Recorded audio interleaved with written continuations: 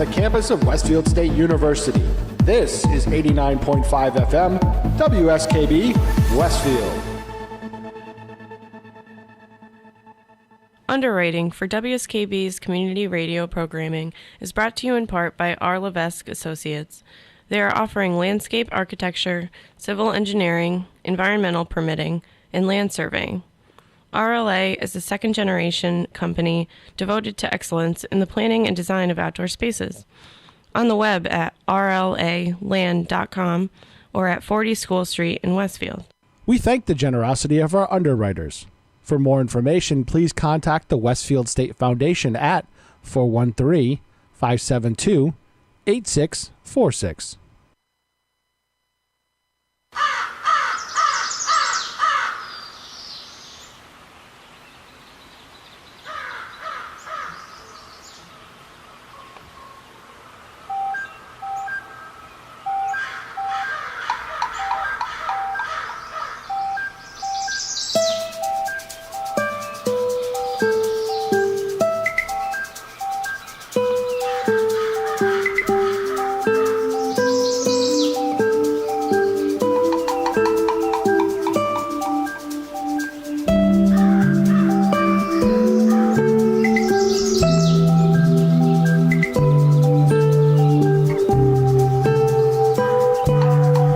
Wow, it's Tuesday morning. It is December. No, it's not December. That was when you left, Bob. It's January. I got this wrong on my sheet. January 8th, 2019. Yeah, because your sheet says December 11th. It's time for the January white sales. Oh, wait, no, that was a time gone by. Oh, no, I think they still have them somewhere. In QVC, I think they're still selling sheets or something. Sears is out, so they don't have them anymore. Yeah, really. JCPenney's gone, too. No, but QVC has white sales in January. There's a sale at Penny's. Yeah. That was from Airplane. Did you ever buy sheets or anything white in January? I've always had my sheet together. Oh, God. Oh, God. Oh, my God. Look, we're back after being on hiatus for, oh, my God, it seems like forever. Almost 3 weeks total. It does seem like forever, doesn't it? 3 weeks. No, because you were off a week, then off, and a week, so almost a month. Look, if people weren't confused before, they sure as heck are now. So do you think they've left us entirely, or they've returned? No. I played your show. I played an old show of yours yesterday to kind of warm people back up. Yeah, you had a good one a few years ago. We played that one. Yeah, that one. How old was I then? I have no idea. That has a lot to do with whether the show made sense or not. Did any of our shows ever make sense? I don't think so, Bob. No, not at all. Hey, I hope you guys had a great holiday season. Did you have a lovely holiday, Peter? I did. I spent some time with family. Oh, wait a minute. Let everybody. It's Peter Coles, the jaunty jokester of January. This is my birthday month. Don't be cruel. Oh, no. Johnny Johnny jokester. I got jaunty and January are great. Jokester is, I got to work on this one. I am a jokester. This is when you become the joystick. The jaunty jouster of January. The jaunty, there it is. The jaunty jouster of January. It's perfect. I remember that one. Poetic and everything. Okay. So how was your holiday, my friend? I had a Polish Christmas Eve for the first time. Oh, with a lot of pierogi. Pierogies, 5 fish or something? They do fish, but this was just all pierogi. I used to have that. And what I noticed was everything was served with mayonnaise. Did you have a lot of mayonnaise dishes? A lot of butter. Oh, okay. So I had kraut pierogies. Anya had mayonnaise and everything. We fix everything with ketchup. Yeah. Oh, I could eat. If it's the right mayonnaise, I'll eat it. Or ketchup, too. Needs to be Heinz ketchup and Hellman's mayonnaise. Mayonnaise or Miracle Whip? Oh, never Miracle Whip. Are you kidding? Miracle Whip. Ken's question? That's one of Ken's current questions, yes. Yeah. I wanted to know what the difference was, and he wouldn't tell me. Well, if the thing's got to be has tangy zip of Miracle Whip. Yeah. Why is one it has called a little bit of flavor? Why is it called Miracle Whip? Like it was a miracle to figure out that you put all of these chemicals into a bottle and add a little egg and call it a spread? I don't know. What's the miracle? It's a miracle. It's a miracle. I don't know. That's what Brother Dominic I'm not even about used looking to that say. one up. Yeah, I'm not. Miracle Whip. Do you? Which It was is just yours? a branding scheme. Well, which do you prefer, Miracle Whip or Hellman's? I used to be a big mayonnaise guy, but I kind of haven't used it all that much because eliminating most breads in my life, I don't make sandwiches anymore. Ah, there we go. But you put mayonnaise on French fries, don't you? No. See, I put mayonnaise on French fries. You can although make I a don't have fry lot of sauce. French fries down there. You can make a fry sauce out of ketchup, mayonnaise, and relish. French fries and A1. French fries and A1 sauce. Ugh. A1 sauce, very, very good. Too Very, spicy. very good. So we still didn't get an answer. So you had a Polish Christmas Eve. Yes. And then Christmas Day, I woke up on my own. Mm-hmm. Oh, good. Hung up. Oh, she's not All by beside me. No, himself. good news. Oh, Well, I don't know what I'm what saying that is means, I didn't stay over my brothers. I didn't go. Their Christmas is their Christmas. Mm-hmm. And then Christmas night, I worked at Mount Holyoke College and I relieved 2 of the full-timers so they could have the night off with their families. Wonderful. Speaking of Mount Holyoke, I got to mention, I just happened to see something come through my emails. The big broadcast is happening up there again. Oh my Yes. God! It just seems like it It's, just happened. First weekend of March, I believe, March 2nd. Sounds about right, yeah. Yeah. So I was really excited about that. That's something that Wow. if you've never seen or heard of or gone to, and you know my love of old time radio, yeah. Oh, this is truly an old time radio show put on live Hey, Jay. on the stage in front of you. Can we talk to Mark about maybe recording that and playing it back as a golden age of radio afterwards? I think it's a great idea. They may already. I'm pretty sure they record that anyway. And do but they sell let's it, talk maybe? to them. Let's talk to them on Friday about that. There you go. We'll We'll talk to buttonhole it. Auerbach, yeah, but I'm talking about Gene Mark Frito G. runs Frito, them. Yeah. the Well, they- producer of it. Right, but You got we'll 2 months talk- or 3 months. My God, you're talking about something in March. Well, I'm going to get my tickets tomorrow. We need to right. plan Yeah, for yeah. these things. though. Speaking of Right, tickets tomorrow, Yeah. What did you- if you so- want to, no, don't go Yeah, anywhere yeah, yet. yeah, Keep yeah, on all right. one topic. All right, God. What were we talking about? So You know where I was New Year's Eve? Yeah, you were on the radio New Year's Eve for a while. 12 hours of broadcasting. Yeah, yeah. On New Year's Eve day. Yeah. Yeah. What time did you actually end? 7:45 on the nose. Ah, wild. Because we had to turn it over to Jason Panda Phillips and Tom Convery up and they here. were up here, yeah. That's right. I watched a little of. They did of 68. everything. Yeah, it was great. And so. The Summer of Love. Yeah. Your Christmas, your holiday, my friend. JPEG, Luca, Trusty, Dusty, Lusty, Musty, and Crusty sidekick. Good morning, sir. Hi. We had Christmas.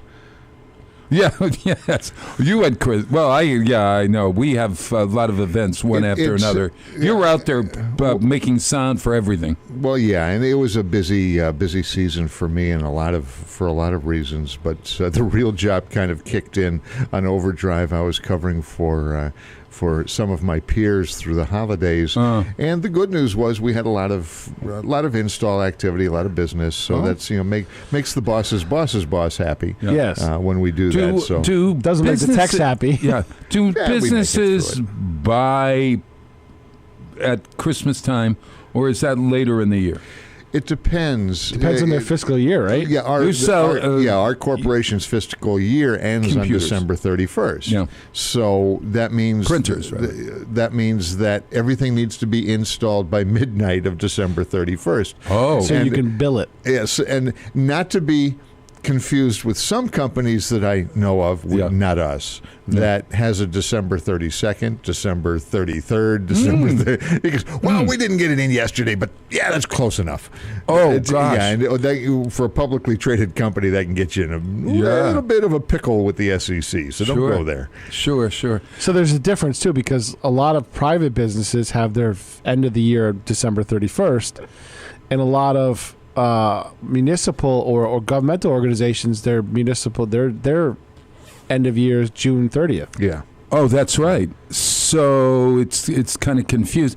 But the ones that have it for January 1st is the beginning of the new year, then that's where you guys come in. You have to. They have Everything to has to be by- booked by the end of the year, and and a lot of companies are like that. There's a whole lot of people out there nodding their heads. Oh yeah, I know just what he's talking about. Oh yeah, And right. and it seems ridiculous because I'm only on the service side of it. I'm not on sales. I don't understand everything that goes on in that world. But here's a bit of advice to salespeople that are out there. Sure.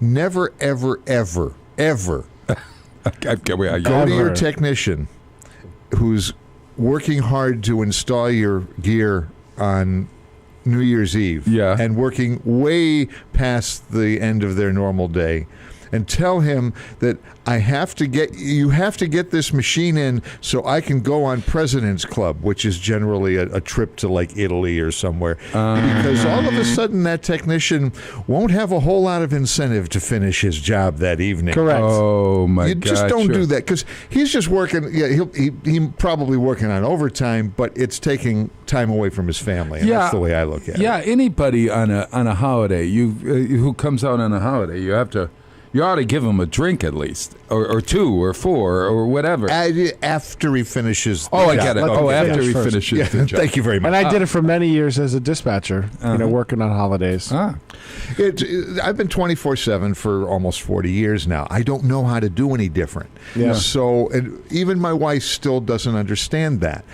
Why do you need to work on New Year's Eve or on Christmas Day or whatever the holiday is, or Thanksgiving? Well, that doesn't stop people from copying things. Well, yes and Depends. no. Oh, yeah. She's like, no one should work on those days. I go, have you ever flown anywhere, driven anywhere, gone to the store anywhere? The convenience store down the road, they're open. Somebody has to work. Oh, yeah.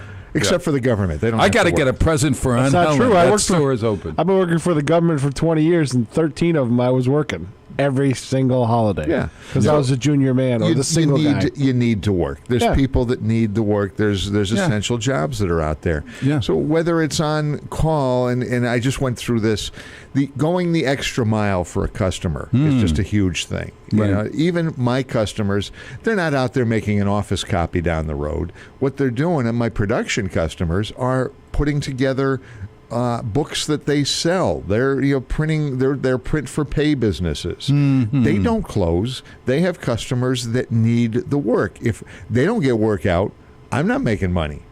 So just the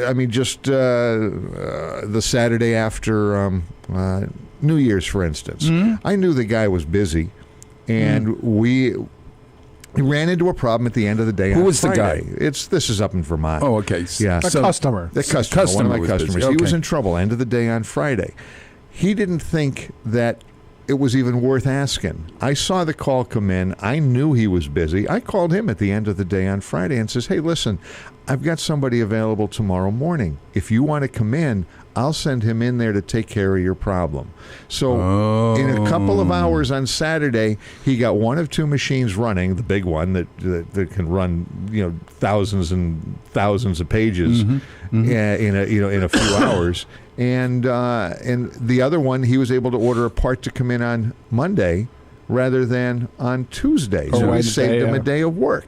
So he's ecstatic. He didn't expect that. That's going the extra mile. Yeah. And I'm looking at it like customers remember service like that. You're paying Holy mother, on a holiday? Yeah. Are you kidding? That's not a problem. And my guys, I take care of them, pay them time and a half for it. And let's move on. Yeah. The time and a half even on Christmas and New Year's. It was a Saturday after New Year's. I see. Because it was. So you take care of your people, you be fair, and you go the extra mile for the customer. If you do the right thing for the customer and you do the right thing for the business, and the right thing for the business is often taking care of your employee, you're going to be successful. God, would you call? There's a man down in Washington that needs your advice right now, because God, I'm afraid his advice trumps mine. Oh my God. We'll leave it at that. We'll leave it at that. 6:13. Hey, my first song today is the last song that Ira Gershwin and George Gershwin wrote together. Ever together. And I wonder if you know this song. It's very clear. Finished. It's very clear what? It's very clear. I can see clearly now. No. It's very clear are the first three words. Here comes the sun. It's very clear. Here comes the sun. No. It's very clear. That's the song. SCUVW. All right. Okay. It's very clear. Our love. Jay, this is one of the all-time standards of all time. Love, love me do. Oh, no, see, you're in another generation. George Gershwin and the Beatles never met. George Gershwin died, incidentally, when he was 38 years old. What a loss. So just think that about I didn't know. Yeah, that 38 years. And I'm just kidding with you. So no, I know. Oh, yeah, but, you know this song. No. but no, I do love the Gershwin. Oh, yeah. Well, the interesting thing about Gershwin is that do you know what he died of?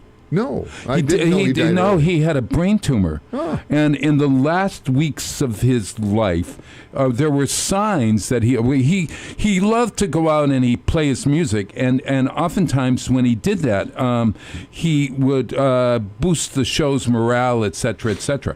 And he was doing it the weeks prior to his death.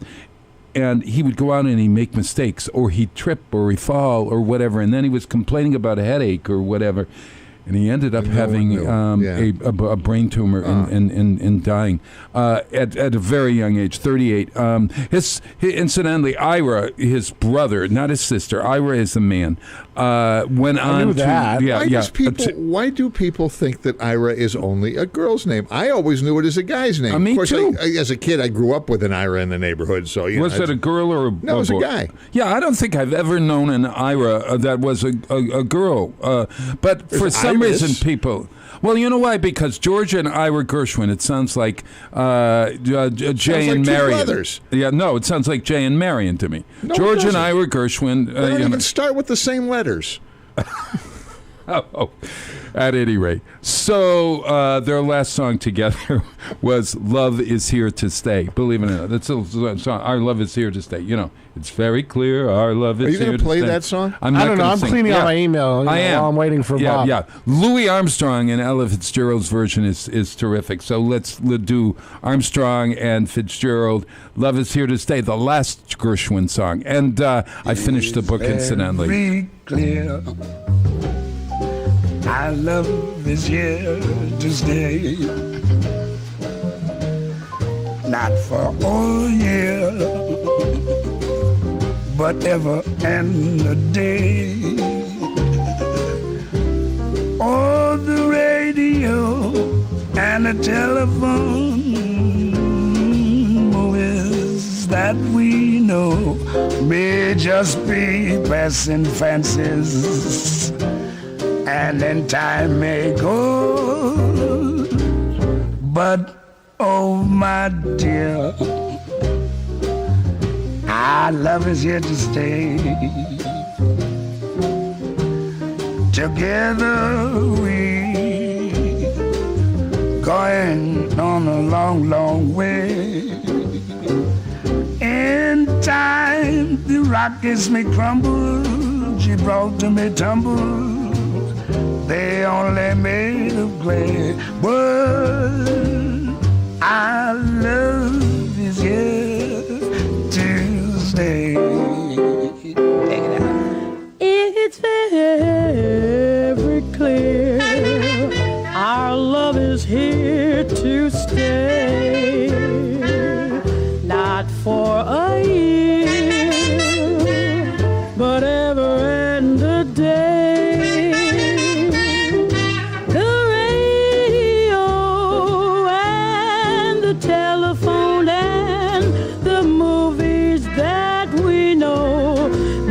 Just be passing fancies, and in time may go,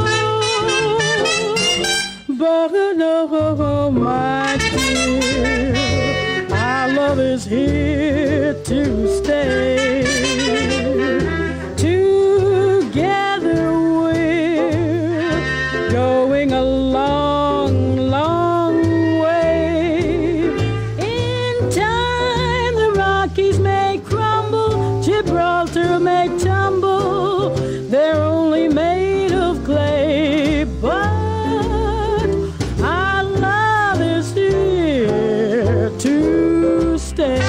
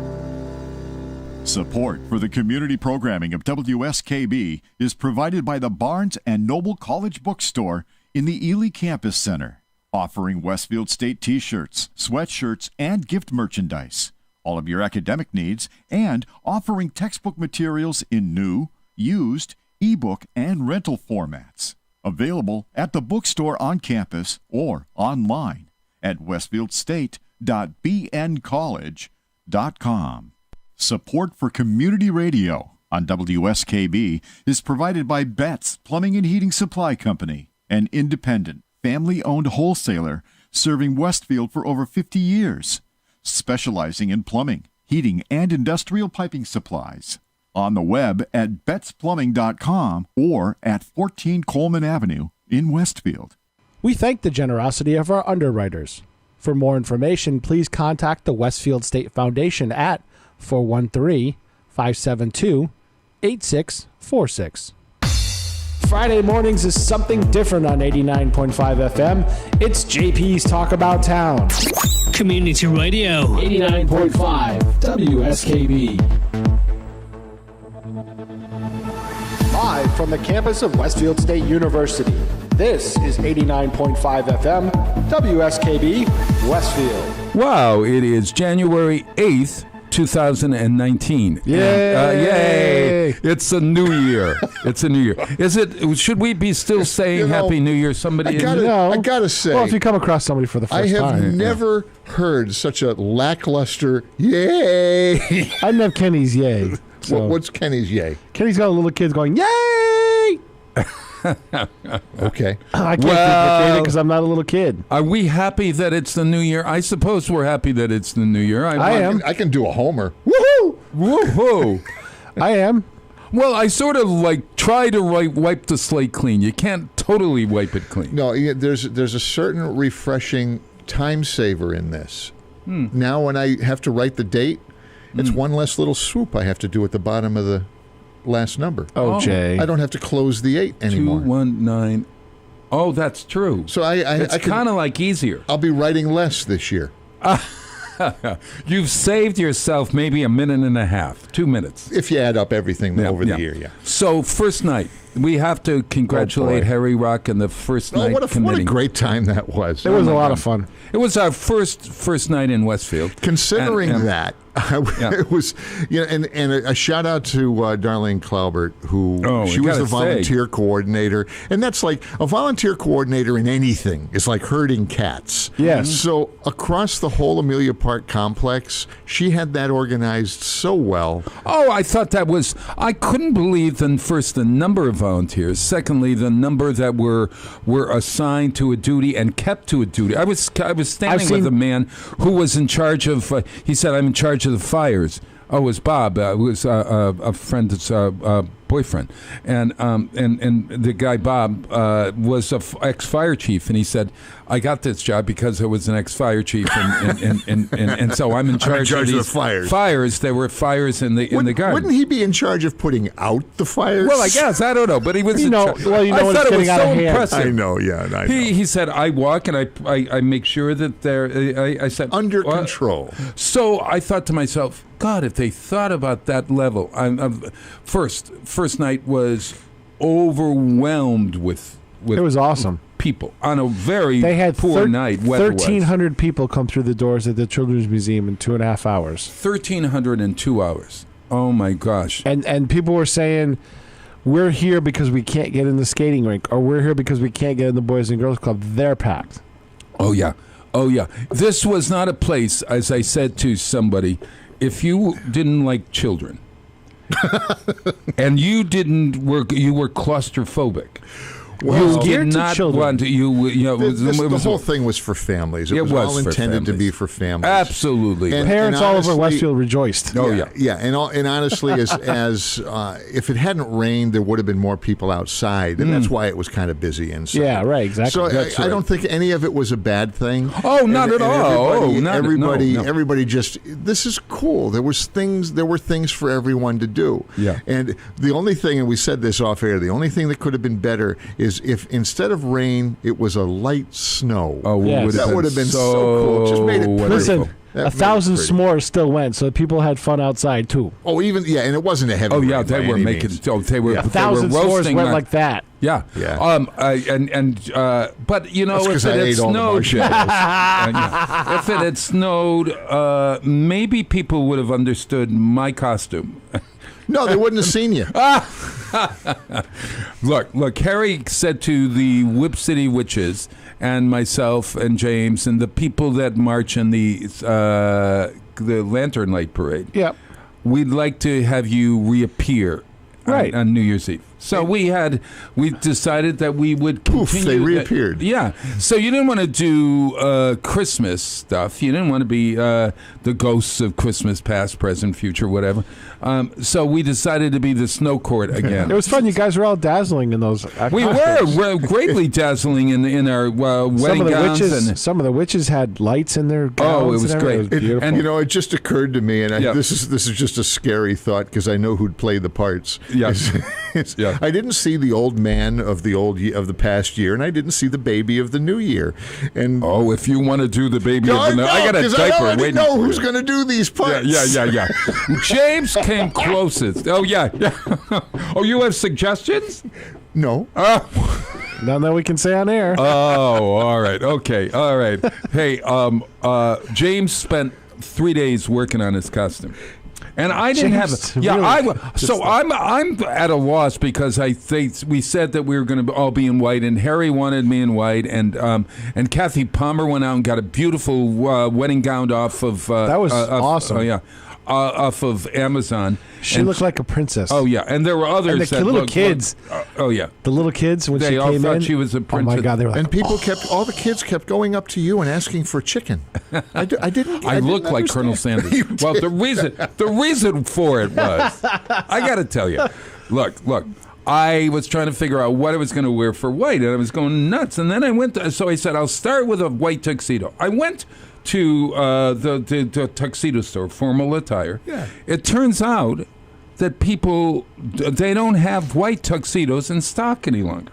Yeah, that was a They're out of special fashion. order. Out of fashion, totally. Although Bradley Whitford wore one at or Bradley Cooper wore one at Again, the Golden Globes. out of fashion. Out of fashion. All right.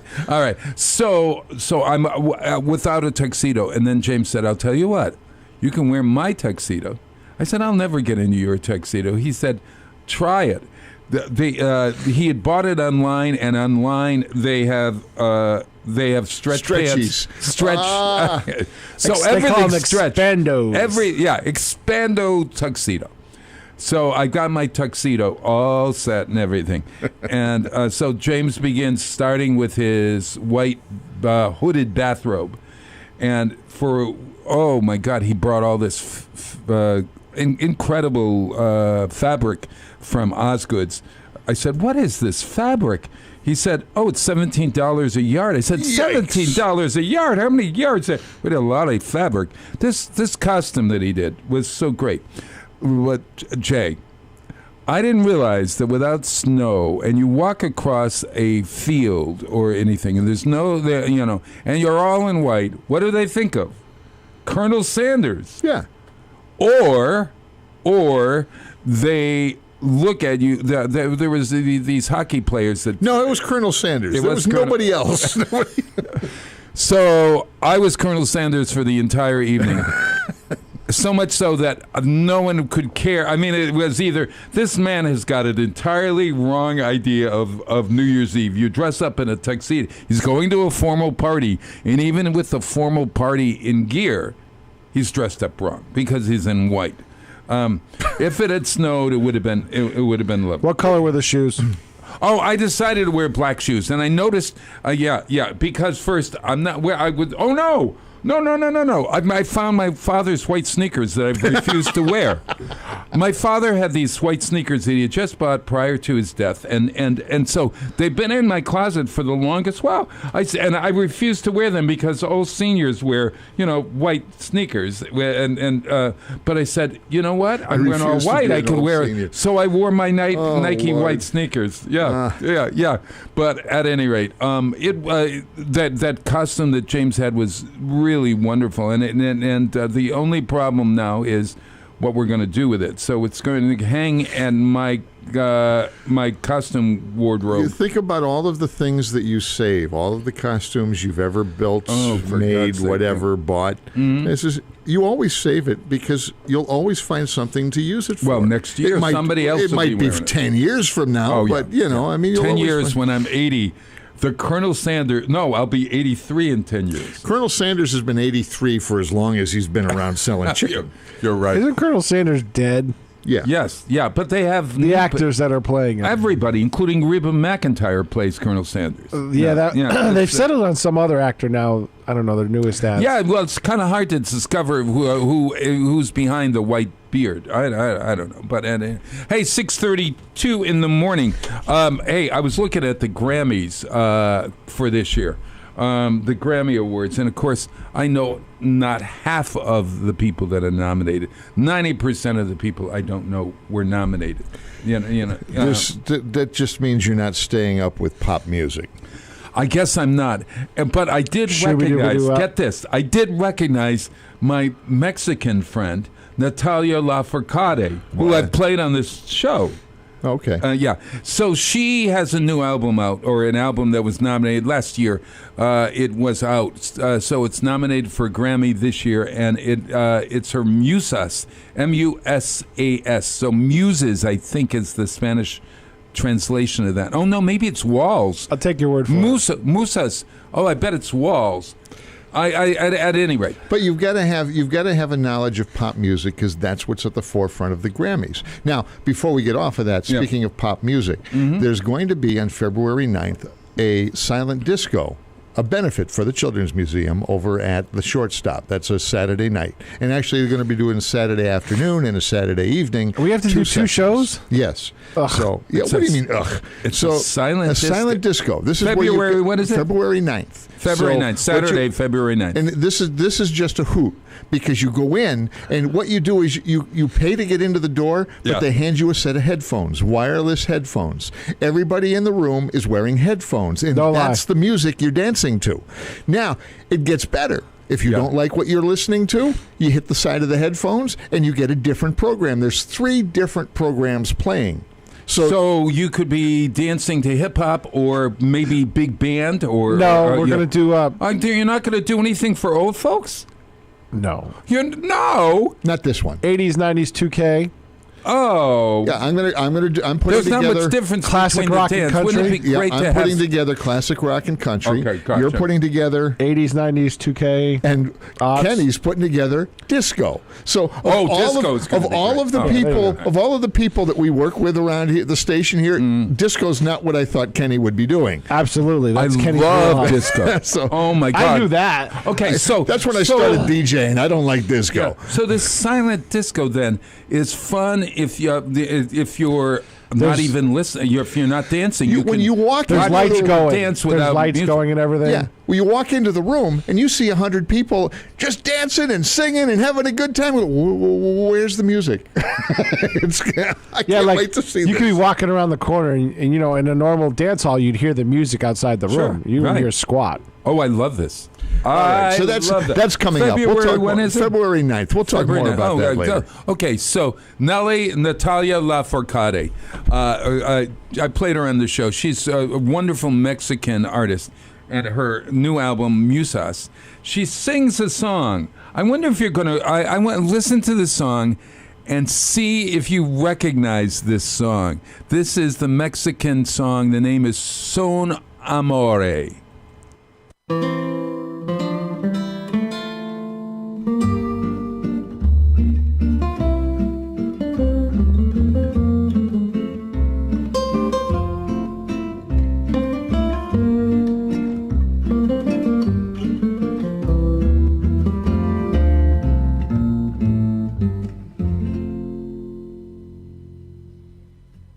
Cuando sientas como un palpitar corazón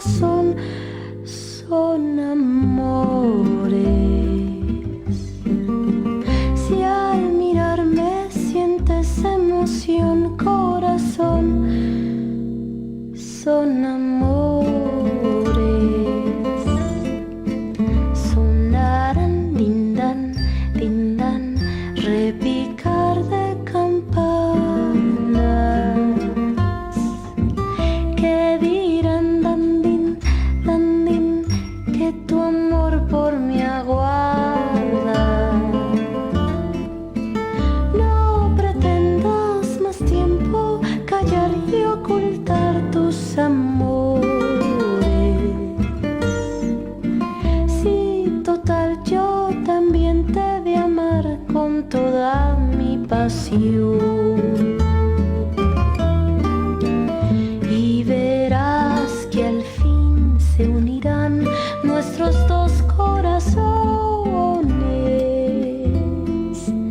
y en un beso febril fundirán de una vez dos amores. Ay, ay, ay.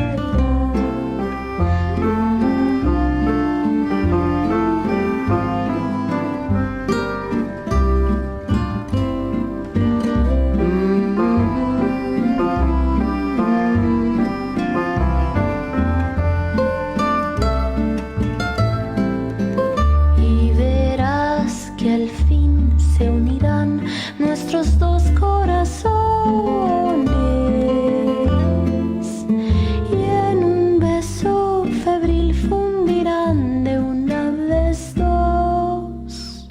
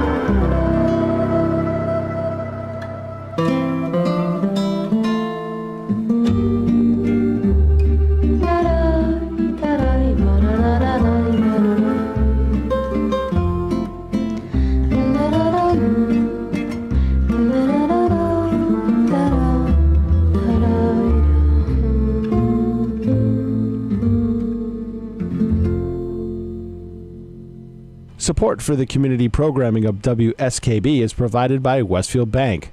For more than 160 years, Westfield Bank has been an important community presence and commercial leader in the Pioneer Valley.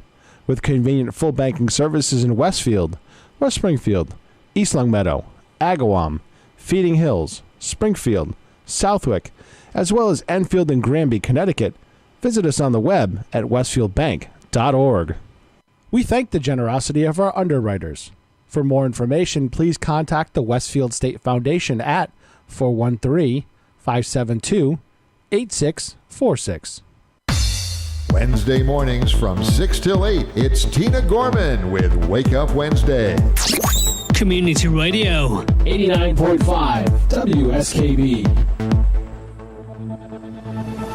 Live from the campus of Westfield State University, this is 89.5 FM, WSKB, Westfield.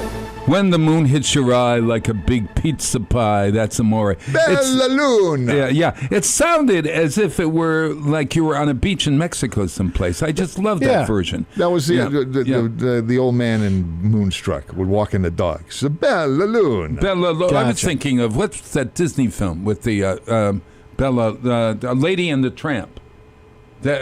There's a song, Bella Luna. Do you remember that old movie, Lady and the Tramp? Oh, speaking of Disney movies. I thought you were speaking of tramps. Man, I have to tell you. Oh, yeah. Speaking of tramps. No. You want a list? No. No. Wow. Yeah. It's too early in the morning for that, Bob. Hey, I went to see Mary Poppins Returns yesterday. How was that? Oh, my God. Because I loved it. I honestly, I was a kid when it came out, but I loved the original, It was cool. I love the original. The original, I actually took, that was the one and only film I took my sister. I was I was trying to figure out how old I was. I think The film came out in like 1962 or so. So I might have been mid-60s, yeah. 15 but it doesn't matter. You went to see Mary Poppins. Everybody was a kid. I mean, that's a classic Disney movie. So when my friend Michael, who could care less about musicals than probably children, comes to me and says, "This film is going to be a classic." And the new Mary Poppins? Love the new Mary Poppins. I smiled from the beginning to the end. And you know how I said that A Star Is Born didn't make me cry? I couldn't get involved.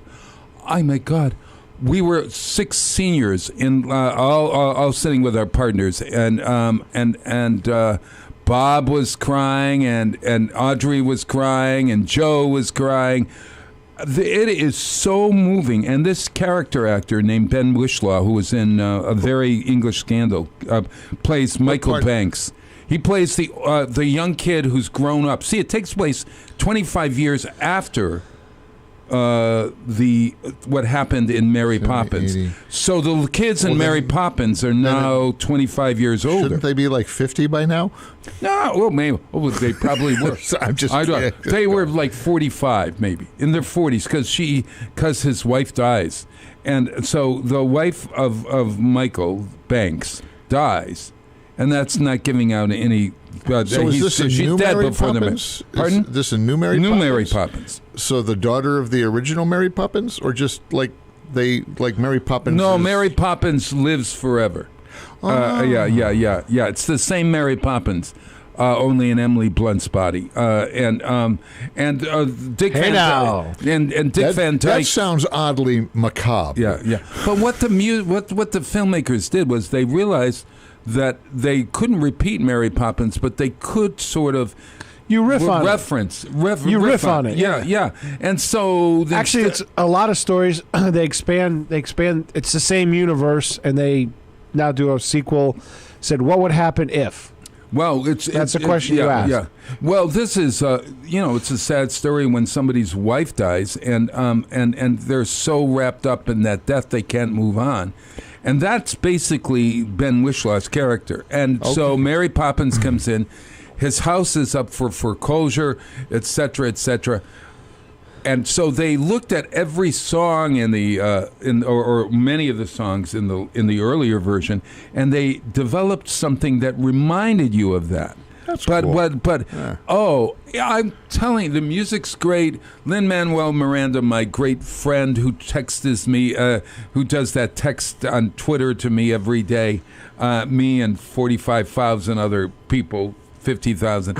If you want to get on this Twitter feed things, there's a president that does that too. I've never responded to that. I go right by that. I drive right back. So at any rate, for this time and this period, Mary Poppins is the show to see. You'll laugh and you'll just feel wonderful. I still haven't seen the Freddie Mercury movie. No, I got to see that too. Well, that one I'll buy because I'll probably buy the Mary Poppins one too. I guess. You'll have to buy the Mary Poppins. But you got to see. Did I hear that Bohemian Rhapsody won the Golden Globe? Yeah, it did. Good. Yeah, good. That's and so did Rami Malek, who plays Freddie Mercury. I hear my mother said it was awesome. Yeah. My mom is a huge Queen fan. She said it was back awesome. to the Mary Poppins thing. Didn't Dick Van Dyke make a cameo or something? He plays the same character that he did. The Chimney Sweep. No, wait a minute. I think, no, he didn't. He owns the Chimney Sweep company now. Oh, God, no. Remember in Mary Poppins, he also played the owner of the fiduciary bank. He was Mr. Dawes, who runs the bank. He played the old man. Oh, I didn't know and that. And now he plays the old man's grandson, and he appears at the end in a very crucial role, and actually dances at the end. And then at the end, Angela Lansbury appears. Remember in the old one, they have like that woman that sits. Jane Darwell was her name. She was a silent screen actress. She was the pigeon woman on the steps of St. Paul's. Feed the birds, tuppence a bag. Remember that? Well, they have a balloon woman. who gives out these balloons. And the last song has everybody literally in the sky holding a balloon. Oh, cool. Oh, I'm telling you, I got to see this again. So we'll see it again. Oh, man. Okay, so now let's get to the controversy over Bohemian Rhapsody. What controversy? Oh, God, there's a big controversy. There's always a controversy. All right, always a controversy. You see, Bohemian Rhapsody. Okay, Why, does the president have a cameo? He's going to show it to all of the people that are down at the wall. He's going to screen movies on the wall, and the first one's going to be full disclosure, Bohemian Rhapsody. I'm going to digress for a minute. Somewhere I recently saw a montage of all the cameos that our current president was in all the television pieces and movies and stuff, and it went on forever. It went on longer than your little piece that you do with all your movies. But it was I'm roaring laughing because I'm going, I had no idea he was in all these stupid cheesy things. Yeah, and you could find something to comment on his behavior as president, and by just going back, he's got a boatload, as you say, of clips or whatever. So, I didn't mean to go there. No, I did. All right, okay. So the Bohemian Rhapsody thing is the director of it quit. The original one, right? The Bohemian Rhapsody director directed the movie until like 2 or 3 weeks before the end of it. And then he was fired because of the anger or whatever on the screen. On the set. But then he's accused of sexual harassment and sexual misconduct. So at the Grammys, they thanked everyone except him. And that's the controversy. And whether the movie should have been nominated at all, because he still gets credit for being the director. Oh, Bryan Singer's the guy's name. You know what it is? Everybody's too sensitive about everything nowadays. The dude did a job. You had a problem with him. You fired him. He did 90% of the job. He should get some credit for him. People don't just stop existing because you got a beef with them.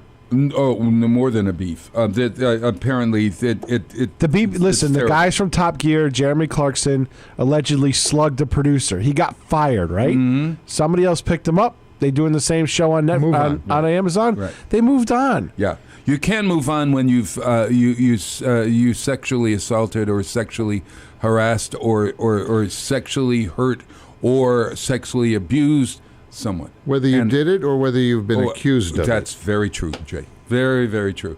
And so nowadays, an accusation is automatically a conviction, which isn't always the same thing. Bryan Singer then is persona non grata in Hollywood, and but it's sort of like. But that's the marketplace taking care of things. That's not criminal courts either. No, that's really true. I saw Kevin Spacey was arraigned. I saw it yesterday. I just happened to turn the TV on, and there he is, banished like he's dead.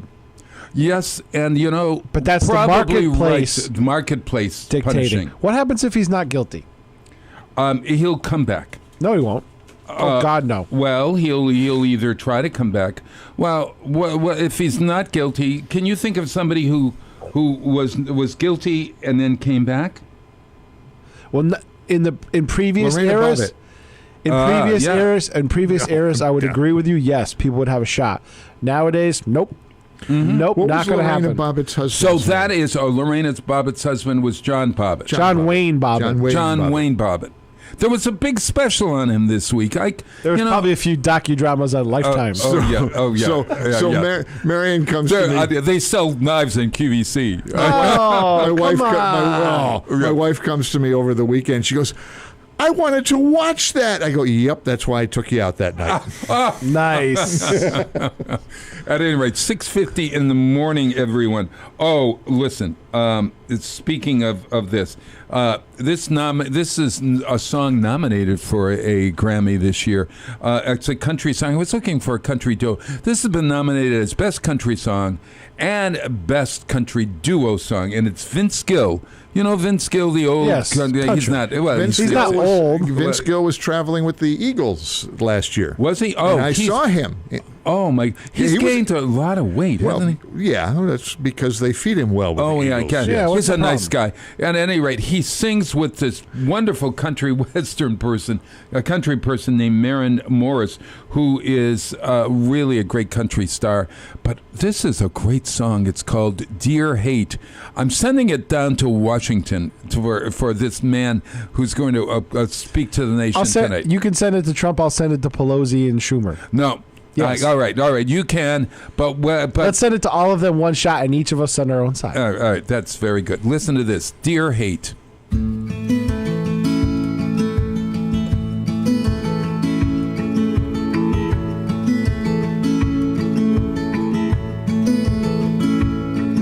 Dear Hate,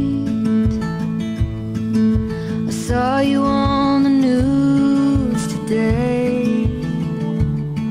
Like a shark that takes my breath away. You fall like rain, cover us in drops of pain. I'm afraid that we just might drown. Dear hate,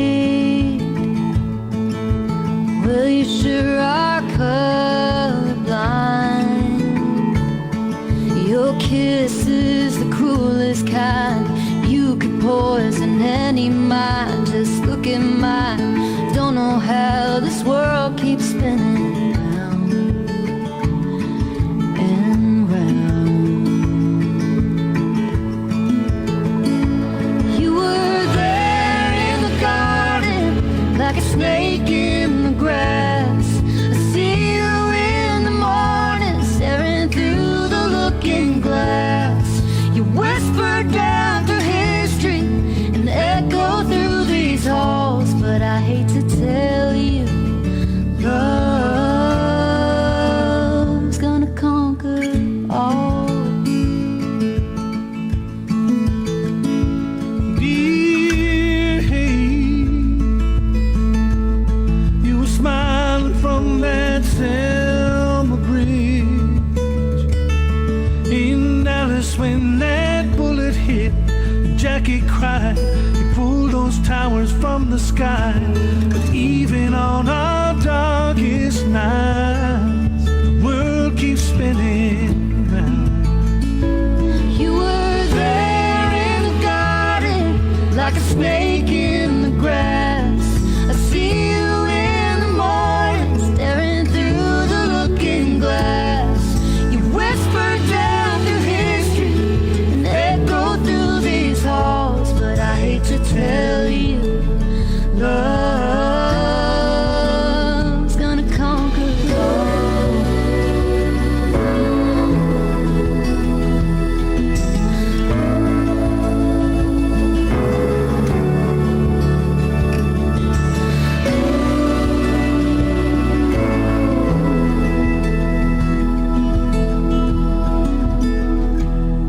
Dear love,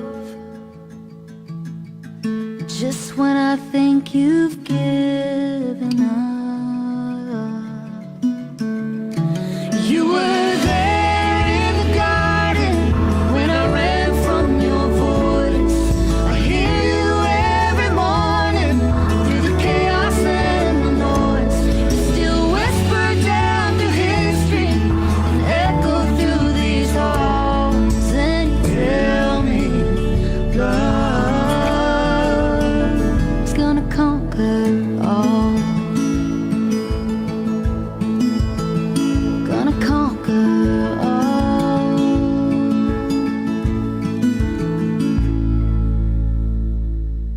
Support for the community programming of WSKB is provided by Commercial Distributing Company of Westfield.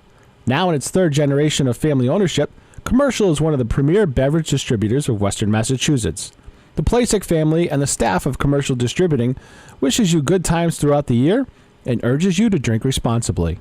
Support for the community programming of WSKB is provided by Comcast and Xfinity.com, offering Xfinity TV, Internet, home phone, and home security services. Information on all that Xfinity has to offer in the Westfield area is available online at Xfinity.com. We thank the generosity of our underwriters. For more information, please contact the Westfield State Foundation at 413-572-8646. Wednesday mornings start off right from 6 to 8 a.m. with Tina Gorman and Wake Up Wednesday. Community Radio. 89.5 WSKB. Live from the campus of Westfield State University, this is 89.5 FM, WSKB, Westfield. Wow, it's Tuesday morning. It is January 8th, To completely 2019. Bob take a left turn right before the end of the break, I hit him with one of those. Oh, yeah. He always hits me with something that I can't I can't repeat. Or Why not? You can repeat that. What? I went on a Russian dating site. I'm just seeing if there's any Ukrainian women that want to come over and have fun with me. Oh, my God, help me. Oh. Like I got the money for that. God help us. Oh, my God. Is it expensive? They just want any dating site wants your money. Is it? Then you get in. But it is actually better than meeting somebody in a bar. Oh, I suppose. You can do a little screening beforehand. Yeah, but what I worry about is... Because you can believe everything you read on those sites. Well, that's why you eventually have to meet them. And don't you have to speak... Well, then meet them in the bar! No, but meeting somebody in a bar for the first time is not as conducive. And why? I don't know if you noticed, but most people go out to bars now as couples. They don't go by themselves like they used to. Or I don't want to go to a meat market. How about going to church and meeting somebody at church? You could do that too. We could do that. But where's or people go to church? You don't really have couples. time to socialize in church either. Yes, you do at the Kiss of Peace. The They what? don't kiss the Kiss anymore, of Peace Bob. in the You Catholic... shake hands. No. You could kiss the person. Give somebody a sign of peace. Bob, in the Me Too era, that's assault. No, it's not. I give James a kiss every time. That's because your spouse is. No, but I kiss everybody that I know. I'm not. That's because you're allowed that. I'm allowed that. I'm not going to kiss some stranger next to me, Bob. No. But you're going to say That's hello. assault. You're going to say hello. Jay's going away from that one. You're going to say hello. My name is. Maybe at the breakfast afterwards you could introduce yourself, but not during mass, Bob. That's no bueno. I used to do it at St. Francis Xavier Parish on 16th Street in New York City.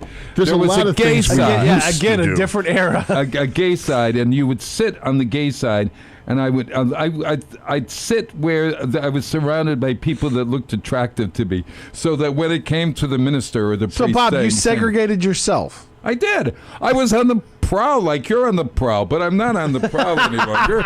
But I'm just saying, at church you have an opportunity. At least you're not going to look for the record. For the record, don't get me wrong. I love my wife. I love that I'm married. Yeah.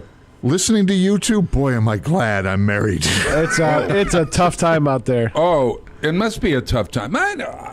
All right. How about dating is an interesting proposition right now. A book group. I told my sister when she was trying to find a spouse to go to a book club, and at least there's a difference between where you meet somebody. I think you can meet somebody on a dating app as long as you meet them and find out whether they're lying to you or not. Right. Well, you meet somebody and you converse with them a little while, and then you have to. There's a point where you're fish or cut bait, because there's a lot of people that are just there to prop up the website to make them money. So they're professional talkers. They talk to you and whatever. Then you try to meet them and they disappear.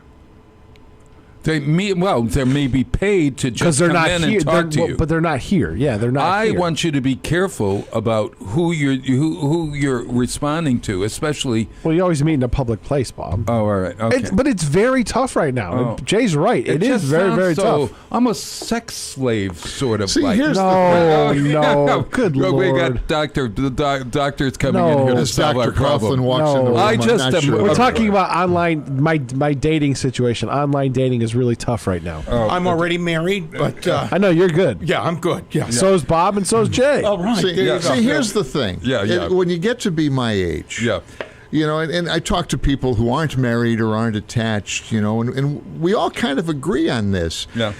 You get to our age, and there's still some that challenge, that excitement about chasing. Yeah. I have it at 73 sometimes.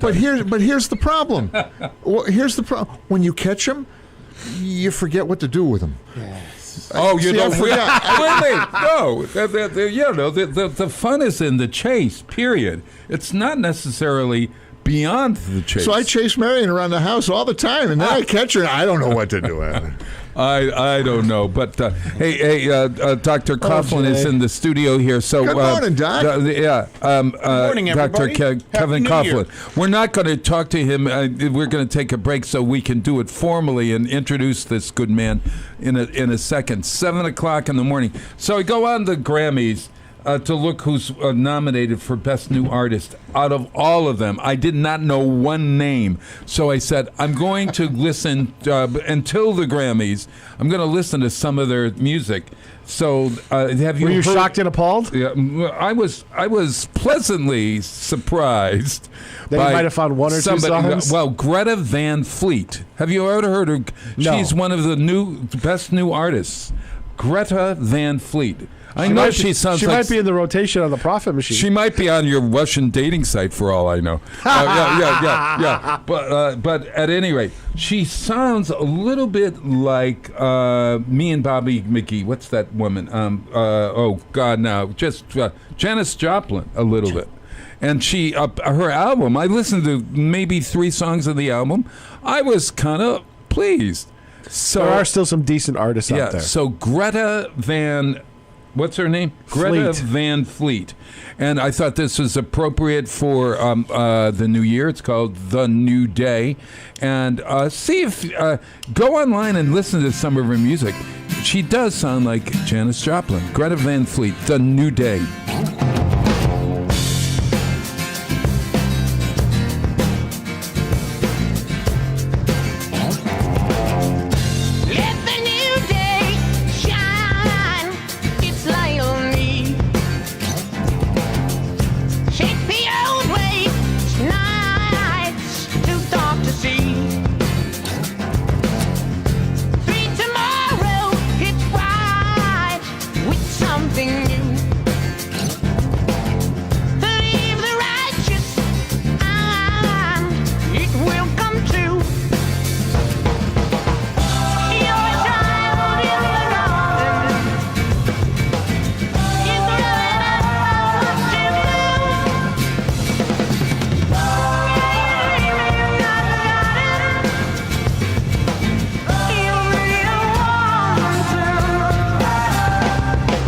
Yeah!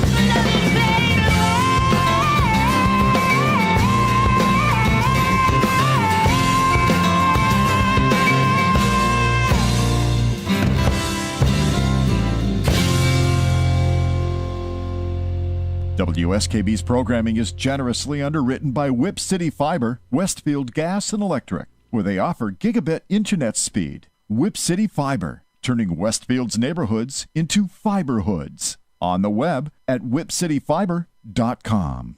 We thank the generosity of our underwriters. For more information, please contact the Westfield State Foundation at 413-572-8646. It's Tuesday morning from 6 till 8. Wow, it's Tuesday with Bob Plass. Community Radio. 89.5 WSKB. Live from the campus of Westfield State University, this is 89.5 FM, WSKB, Westfield. Hey, hobo man, hey, dapper Dan, you both got your style, but brother, you're never fully dressed without a smile. Wow, it's Tuesday morning. It is January 8th, and yes, you're ready for a smile. You're never fully dressed without one, are you, Dr. Kevin Coughlin? It's probably the most important aspect of our personality. Yeah, Smile. It's smiling. Can't you hear me smiling way over here? I could hear it. Yeah. I could see it. Yes. If you look at my mouth, you can.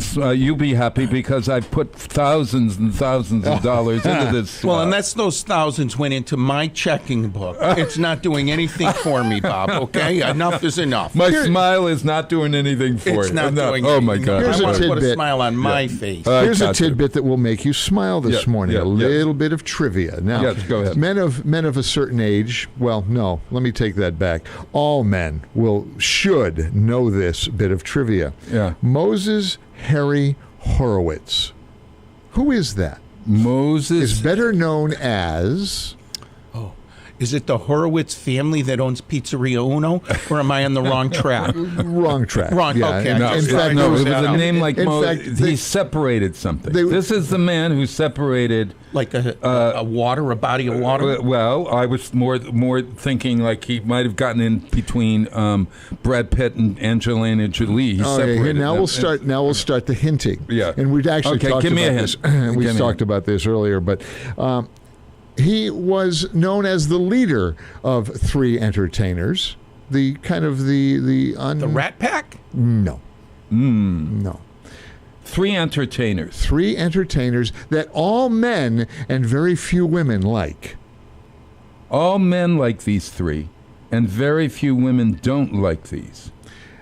I'm going That's nowhere it. here. Yeah, It's early. no. I'm coming up with nothing. Columbia did their shorts. Columbia Pictures. Did their shorts. Did their And shorts. nothing to do with laundry. What do you Don't mean, go the there. laundry? No. Yeah, really? Oh, I got it. Oh, I got it. Oh, my God. It must be somebody like the Three Stooges. That's It's Mo got- Howard.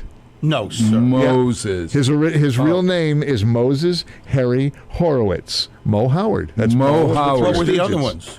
Curly, Larry, Curly Larry. Schlemp. What's his name? Harry. Shep was another one. Then Was there it was Shep or Curly Shemp? Joe. Shep. Shep was the one that Shep came Howard, in there. and they called him Shemp. Yeah. Shep.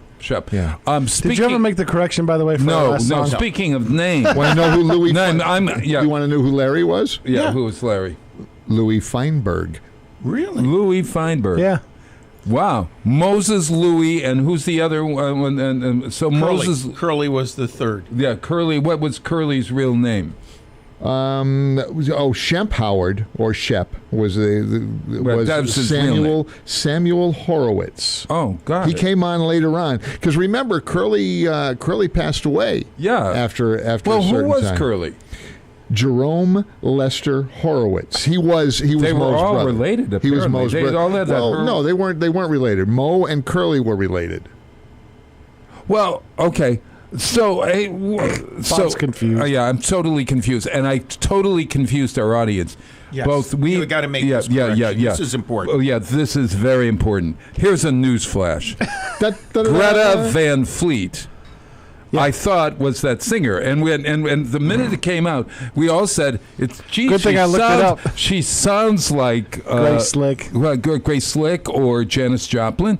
And then we look online. Apparently, that's a man singing, Yeah, and more the like name in, of the band is Greta Van Fleet. More like in the frame of Rush or early Aerosmith or. Well, there's not a woman in the band. Right. They're all from Michigan or someplace. And it looks like they're all family because they have the same last name. We have to give Pete kudos on this. Oh, we really do. I mean, he nailed this. How stupid we would look with young people. Please if don't we use thought the that, word we. Oh,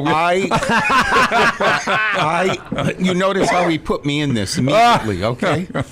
Well, you fell for it just like we I went along with you because you're the host. Oh, all right. I figured if I crossed you, I wouldn't be invited you wouldn't back. be on, So okay. See, the thing is Bob picked, Smart man. Yeah. Bob picked the music, but he didn't watch the video when he gave me the link. That's right. Well, you know what? I'm looking at the pictures of the band. Some of them have long hair. There must have been a woman there. Rock and rollers have been having long hair for a long time, Bob. Greta Van Fleet is the name of this band who has been nominated for the best new artist of the year. They've been together since 2012, actually, according to the Wikipedia. Well, apparently they've just made the scene, and they're from Frankenmuth, Michigan. And they're named after a lady in town. A lady in town. But that's a cool name, though. Yeah, I like Greta it. Van Fleet. Yeah, there's Greta Van Susteren. She was a host at Yeah. Fox News. Oh, no, but yeah. she's Oh, no talented longer. lawyer. She had a problem with her dental. She had a chin that didn't quit. Yes. She went to CNN. Excellent segue. Excellent segue. We're going to talk about teeth? Yeah, really. The viewers are tuning How do you us out. go from there to there? No, Greta Van Susteren's mouth. Yes. I actually and never you know what I Sounds like the name of a reality that show. Laura Ingraham has that same something. There's something wrong with her mouth. Other than what comes out of it. I think what you're seeing, particularly over the last month, is she had Botox, and that Botox was a little too close to the facial nerve, and you could see a little paralysis there. That's my This is TV Laura Ingraham. diagnosis. You see that quite a bit today because so many people are having Botox injections. And if you're too close to the motor nerves, facial nerve, then you get a little drooping of the eye, you get a drooping of the lip. Then you have to have your thing that your eye lift done like I had. Yes. It's an ongoing thing. It never ends. So you could go and put Botox in your eyelid. And I wouldn't suggest it, but you could, yes. I mean, if you think of the thickness of the eyelid, I wouldn't personally trust anyone injecting Botox into the eyelid. Above the brow, between the brow, basically the upper third of the face from, let's say, the tip of the nose and above towards the hairline is the ideal injection sites for Botox. The mid-face and lower third is an ideal for fillers. So you can't. Botox shouldn't go beyond the line. I'll never say should never. But Sometimes we use Botox for people who excessively sweat. So in the axillary or armpit area, we'll give 20 or 30 units under the arm because people perspire and they're embarrassed. So the Are Botox, you kidding me? Botox used to prevent sweating. Reduce sweating. I won't say Reduce prevent. We need to sweat to keep our systems in balance. Yeah, I don't sweat so much as an older person. Well, right now I'm perspiring. I'm here on the radio. I'm nervous. I'm questioning. Bob made a mistake on the last break. Who knows what other mistakes have occurred? Don't feel bad. Bob makes us all nervous. We're questioning him now. Your question. Oh my Yes. God! I'm not. I might not even be here. This might be all a bad dream for you. Yes. You're questioning yourself now, right Doctor. now. What the heck am I doing here? Whatever. But okay, so Botox is. I thought that you also used it in the mouth itself to deaden nerves or something. No. Is Botox used dentally inside? If I can find an insurance code for it, I think I can find a use. But technically, for our listeners, no, you would not inject Botox intraorally. What dentists use Botox for, primarily, dentists who aren't trained in aesthetics. They're not trained in non-surgical ways. They're doing the injections for temporomandibular joint dysfunction, TMJ, headaches. This is what yeah. And typically those injections are done in the temporalis and masseter muscle. If you clench Where are those teeth, found? If you clench your teeth together right now, you listeners, and you put your fingertips on either side of your hairline, above your ears, and you clench, that's your temporalis muscle. If you put it by your cheekbones and clench, that's your masseter muscle. And those are the two muscles that cause people to grind, to clench, and overactivity of those muscles. They're so far from where the action is. Yes, believe me, but those muscles are the ones that, once stimulated, cause the majority of headaches. So for those individuals listening that suffer from headaches, the first thing you want to determine, is it a vascular headache? Is it a muscular headache? Or is it a psychological or psychiatric type of headache? Those are the three broad types of headaches, and each has a different diagnosis and each a different treatment protocol. So what's the one for Botox? For Botox, it's muscular. So people who clench, grind, squeeze their teeth together to relieve reduce stress, generally it's Botox. Typically, it's 20 to 30 units on each side, and the muscles that I just how does described. that relate to how many times I have to have a needle in my Generally, when you're getting an injection of Botox, you're usually charged or billed by unit. And typically, one injection will deposit between 3 and 5 units of the neurotoxin called Botox A. And that neurotoxin deadens that muscle so that you can't clench. So when you see people who have no frown lines, you see individuals who have very little wrinkles. Typically what's happened is the muscles of the face have been injected with the most common Botox, but there's others, Dysport. They're all a Botox type of product, and they modulate those muscles, motor muscles, so that you don't get creases, you don't get lines. So are you able to then, if it's deadening the muscle above, let's say, on my forehead, you couldn't wrinkle your forehead. I couldn't wrinkle my forehead. You could. So there's two reasons for it. One, when you can't wrinkle, you're not getting the creases in your skin. Right. So if you start getting these injections in your early 30s, you're going to find that you're not going to get these creases, which make you look typically older, more weathered. So the younger the injections, the less likely you're going to see creases. And for most men and women, that look of no wrinkles gives you a more youthful appearance. Sure. And that's what people How are long looking does for. a Botox injection last? I mean, does this nerve then begin to Yes, it is free not up? it is not permanent, and typically you're going to find that it's going to last anywhere from 3 to 9 months, depending on the amount that's given. The more Botox you give, the longer that nerve is going to be deadened. However, the more Botox you give, the greater the likelihood that neuromodulator will shift and drift. And if it does, it may affect other muscles that you really didn't want it to affect. And that's where you see sometimes on TV, or you Laura look at someone, Ingraham, right, too. and you look and you go, something's not right. What's happened is that neuromodulator has spread, dispensated to a different muscle than it should have, because they're giving too much, or they weren't careful when they deposited it. This is because I was out to dinner one night. We went to a show in New York City, and Joan Rivers was sitting 2 seats from me with her boyfriend. And so, of course, I didn't watch the show. I watched Joan Rivers watch the show. And I noticed that when there was something to laugh at, she never really could smile. And could that have been because she had too much filler? Yes. I won't say filler. What filler does is typically on women, thick, voluptuous lips tend to be sexy, youthful, and that's in vogue.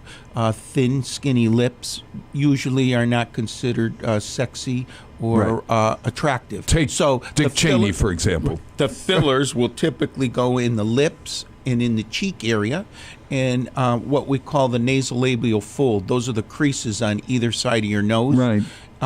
Filling those in fills the face, makes it look more youthful, and the fillers, again, are also not permanent.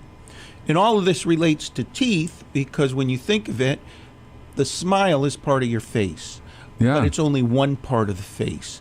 And as you get more involved with the cosmetics and aesthetics, you're looking for ways to just not enhance one area, but the total area, which is generally from the décolleté or the chest area up to the top of the head. That's actually what's the most visible when you're dealing with people. You know, we're not just talking to anybody. We're talking to an expert here. It is Dr. Kevin Coughlin. Oh, I was going to say, who's the expert? You are the expert. Oh, yeah. And you're from Ascent Dental, which is the new business in town. Yes, previous Bay State Dental. Bay State Dental is the company I started in 1983. And recently in November, I formed a new company called Ascent Dental Solutions, and Ascent Laser Aesthetics. 3 different companies. Bay State is still a wonderful organization. They call it a spin-off. Yes. You did a spin-off. You are like a spin-off. Well, You're like Maud or something. Bay State Dental's been sold to a large corporation, and that large corporation has some wonderful attributes. And it has some things that, for each person it's different. I've been self-employed since I was 24 years old, and I particularly for me, right after he had me as a teacher. Yes.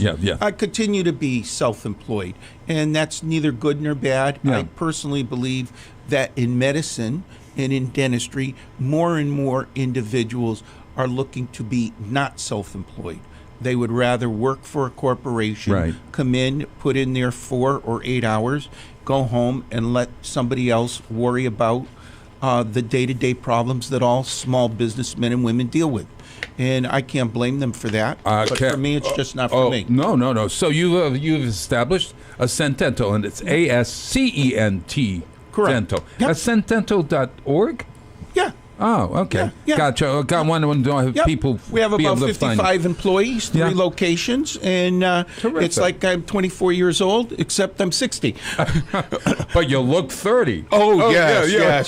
Thank you. We're on radio, so why not say 25? Yeah, 25. Hey, everybody, 7:23 in the morning. It's going to be a day of drizzle for a while, and I don't know if it's clearing out by the afternoon. Yeah, but it's going to clear up for the evening. And then snow tomorrow morning, too. Just as heavy as it was this morning. Oh, my God. Well, the hill towns may see a little bit of It's not June and January, that's for sure. Right. You know that old June and January? June and January. It's June and January because I'm in love. Because I'm in love with you. This is Benny Carter, what great jazz saxophonist and his orchestra. June in January.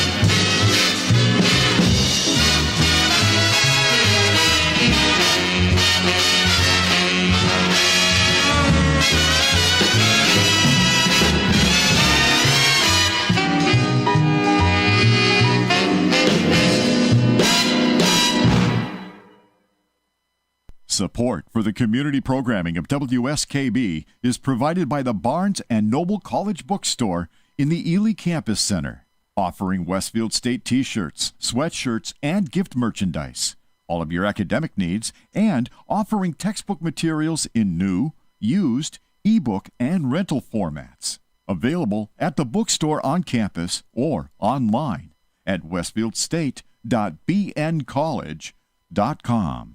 Support for community radio on WSKB is provided by Betts Plumbing and Heating Supply Company, an independent, family-owned wholesaler serving Westfield for over 50 years, specializing in plumbing, heating, and industrial piping supplies.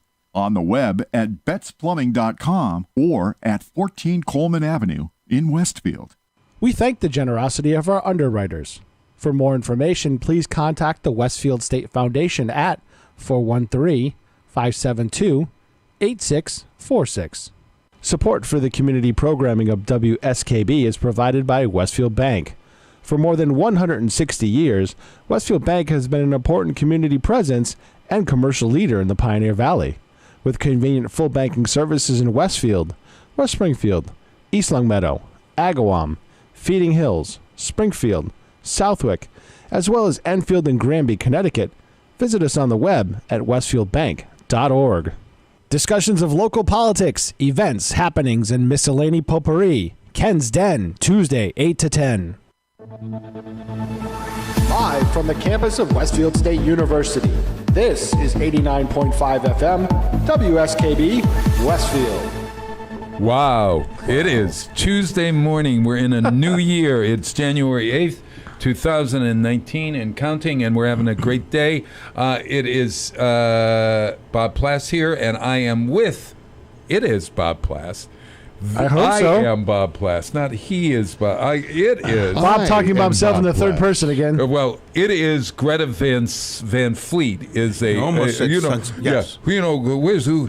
It is Greta Van Fleet. Who do I refer to, Dr. Kevin Coughlin, when I refer to it is Greta Van Fleet? It is. Well, basically, it's not a female. She's just a resident of Michigan. What is it? Mammoth? Frankenmuth. Yeah, and it's a series of 5 gentlemen who are going to be honored at the Grammys and have an excellent opportunity to win the Grammy. Is that correct? By the way, they've been around since 2012. Look at that. Jimmy Page says they're the next Led Zeppelin. Ah, good news. That's pretty high praise from the founder of Led Zeppelin. You heard it first, even though I called them her a Greta Van Sant. They're not a sensitive group. I know that. I want to know if Greta's going to get a piece of the action here. Well, where you? I would hope they bring her. You know what? There will be some issues there, right? I would hope they bring her to the Grammys. That'd be nice. Oh, wouldn't it be great? They ought to teach her how to play the drums. Well, who was the Leonard Skinner? Yeah. Who was he? He was the gym coach. That's right. Gym coach. And they didn't particularly get along. No, they so didn't. that's why they misspelled his last name, so there would be no lawsuits. Oh, everybody knew who he was. So Leonard Skinner. There's no person named Leonard. There is a person named Leonard Skinner, but they spelled it differently, so there wouldn't be any. I'm assuming. Back then, I don't think they were thinking of litigation. No issues. No. But they knew it would annoy him even more. No. Yeah. Speaking of Leonard Skinner, or lack thereof, or lack thereof. Yeah. I wondered. We were talking during the break of you were saying it's been a bad week in a sense. You've had diagnosed some cancer in. Oral cancer, right. And I think that's one of the reasons why people should go to the dentist, right? Well, every day someone comes in. Actually, last evening I had a patient who hasn't been to the dentist in 23 years. And basically the idea behind it is if I don't have any teeth, why would I go to the dentist? And that's because the vision. Good question. What people think of a dentist is someone who just fixes teeth. But basically, they're part of the medical group that focus on the entire oral cavity. So those individuals who have missing teeth or no teeth at all are at a higher likelihood to have oral cancer. So as we begin the 2019 year, people have no problem doing an exam of their skin looking for skin cancer. Mm-hmm. People don't have a problem of touching various areas of their body for lumps and bumps. Particularly women will do a breast evaluation. They're feeling for a lump and bump, saying, boy, maybe I should have this checked out. But very few people do an oral examination. Right. And typically, most people are looking at themselves in the mirror. You want to stick your tongue out, and you want to look at the right and left lateral borders of the tongue. Most oral cancers will appear red or white on the side of the tongue. Most oral cancers will have absolutely no pain associated with them at all. And if you have missing teeth or no teeth, there's about a 30 or 40% greater likelihood of developing oral cancer. Holy mother. The other thing that's happened is these lesions that are red or white, if they're of a duration of greater than 2 weeks, there's an increased likelihood of either oral cancer or pre-oral cancer. And like any cancer, the early diagnosis and treatment provides the best prognosis and best results. So getting to the point, you should visit your dentist and ask for an oral cancer screening. That dentist should take a 2x2 gauze pad and elevate. I always look forward to this because he grabs my tongue. Grabs your tongue. And my hat goes off to your dentist because most dentists don't do that. And they should examine both the right and left lateral borders of the tongue. And then your index finger should go to the floor of the mouth and palpate underneath the tongue. Palpate, because the word palpate, touch, press. You just like you'd examine under your armpit for a lump or a bump, around the neck or Adam's apple area for a lump or a bump. And the floor of the mouth is a very, very common area. If you drink more than 2 ounces of alcohol on a daily basis, if you have more than 2 to 3 cigarettes on a daily basis, your increased odds of having an oral cancer increase dramatically. And perhaps the single most largest event today is the human papillomavirus. That virus seems to be significantly associated with oral cancer. Just like cervical cancer is associated with that virus, oral cancer is. So the self-examination, if you feel or see something, make an appointment. So the fact that you may have dentures and no teeth, that does not excuse you from having an oral exam. And it's recommended for those individuals who have no teeth at all, consider going at least once a year and have an oral cancer screening. Similar to a dermatologist. You go to a dermatologist. Yes. And unfortunately, oral cancer is not only incredibly disfiguring, it's brutally uncomfortable. To lose part of your tongue, your jawbone, or your cheek, this disfigurement is really causes speech problems and things like that. Absolutely, you can't enjoy your meals. It's difficult to speak. It's difficult to swallow. And it's about 60,000 cases in the United States are diagnosed on a yearly basis. 60,000 each year. So, and that seems to be climbing. This is my 36th year in practice, and I've mentioned this on previous shows. When I first started practicing, it was always going to be a male over the age of 65 that seemed to have cancer. And today I'm seeing it in women. I'm seeing it in young men and women. And the reason for that is the human papillomavirus. And more women are smoking and using this at an earlier age. And I believe, although it's controversial, but to me it's so common sense, the legalization of marijuana is certainly not going to make oral cancer go down. It's going to make it go up. Oh, right. Because more people are as everyone is focusing on, whether it is addictive or not addictive, whether it creates brain issues or no brain issues, you have to assume that when you're smoking marijuana, there's no filter.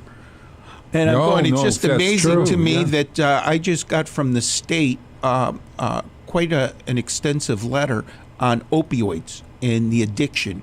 And in the state of Massachusetts, dentists are the second largest prescriber of opioids. So they're asking the dental profession, if you think of it... Well, because the hardest pain is in your mouth. Right. I removed Friday 22 wisdom teeth in one day.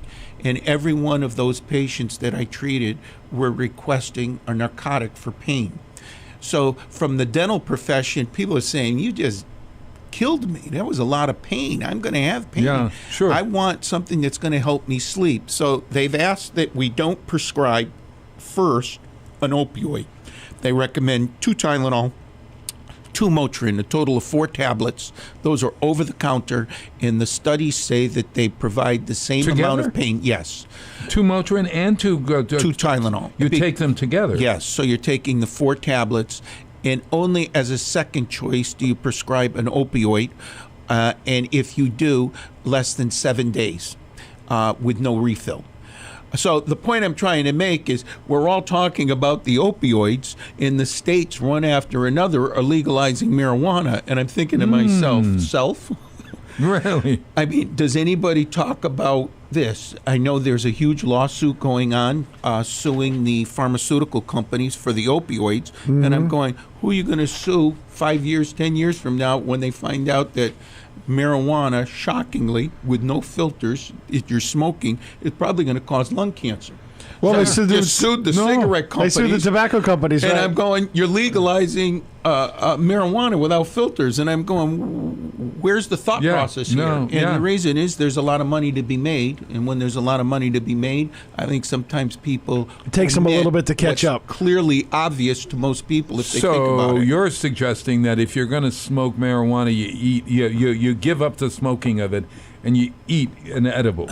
Yeah, I wouldn't say that. I would just say, regardless of whether you view it's addictive or not, regardless of whether you view it affects the brain cells in growing and maturing young men and women, ask yourself this.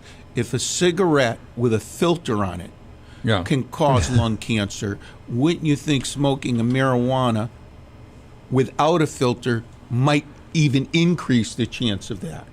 If smoking can cause oral cancer, it's a miracle wouldn't you drug. think smoking marijuana would also cause oral cancer? Sure. And my opinion is I believe these people know this. And that may contribute then to the rise of oral cancer, and that's why dentistry is so needed throughout our population. It's a huge part of health care.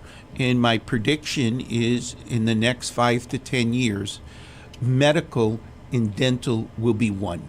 Whether you're on Medicaid, Medicare, instead of having a dental insurance and a medical insurance, they're moving towards everything will be just insurance. Sure. And for the consumer... Geez, that was the way it used to be. Yes. For a consumer, that may be a huge advantage because most dental plans pick up a maximum of $1,000 in a 12-month period. Oh, yeah. Whereas with medical, usually it's a $1 million maximum lifetime, but they're paying 80% after $3,000. Whereas in dentistry, typically $1,000 really doesn't go very far in today's marketplace. No, you not get at one all. crown or one root canal, you've maxed out your benefits, and the rest is out of pocket. That's right. That's exactly right. Hey, 7:41 in the morning, everyone. Hey, I like Alicia Keys, and I thought, well, it's a new year, and why not we play? This was a song she had out a few years ago.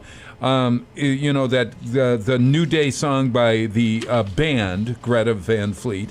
Well, this is It's a New Day by Alicia Keys. Do you know this song? Have you heard this song, Peter?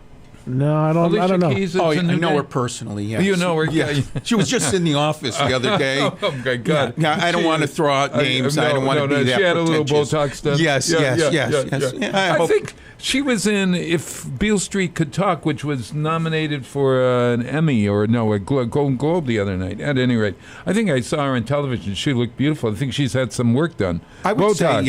yes. Yeah. At any rate, it's a new day. Alicia Keys. Listen to this great song.